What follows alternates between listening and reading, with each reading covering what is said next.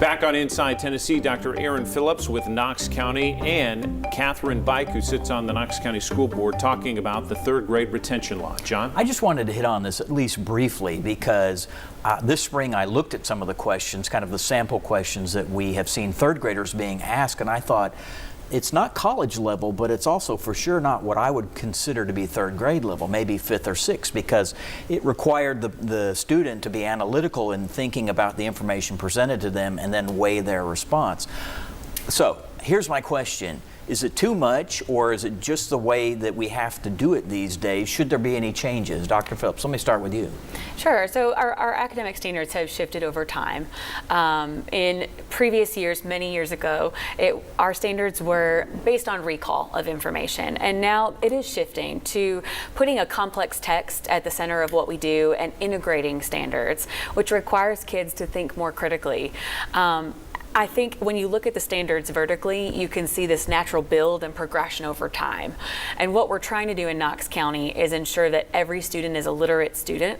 And how do we build up excellence and foundational literacy skills in our primary grades so that when they get to third grade, they can interact with those complex texts and think critically about what they're reading. Katherine Bike, what do you think? Do we need to change the test questions at all, or?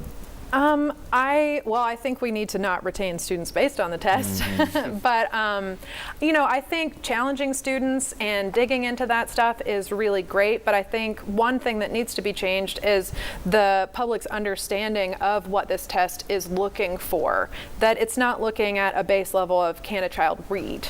And that it's even beyond that, because I do see a lot of comments talking about like, oh, well, if kids can't read, they should repeat it. And it's just not true. Most of these kids can read, but there is room for improvement. Mm-hmm.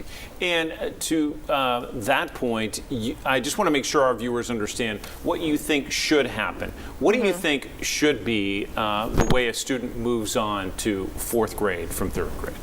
Well, I think these supports are a great option. I think they should be an option and they should be funded, and that's a great resource for a lot of parents that don't have the resources to provide that for their children.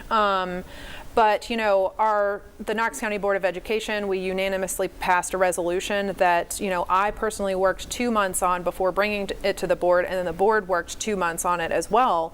And we worked with Ms. Phillips and other people in central office to really make sure that we had a well-crafted, robust thing that we were going to send to the General Assembly and all of our representatives. And we were asking for a total of 7 things to really be considered, to really understand a whole picture of a child.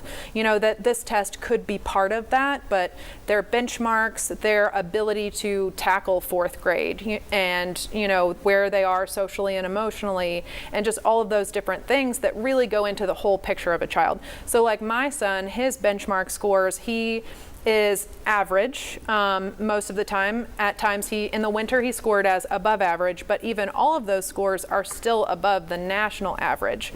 Yet he thinks he's a failure, and those are not words that I've put into his mouth. Kids talk and they discuss things, and they're definitely discussing them at a third grade level, and sometimes failure is the word that's used. That is heartbreaking, and we appreciate you sharing it with us and being open with us, because we know it's so true that so many are feeling that way.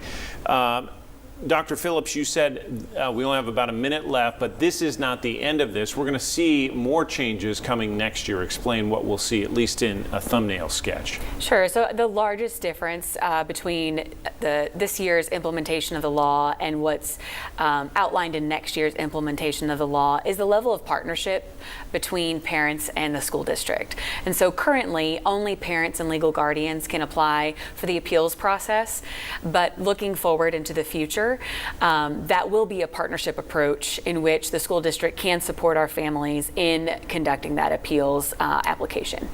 Katherine, let's give you the last word. 30 seconds. What do you say to lawmakers?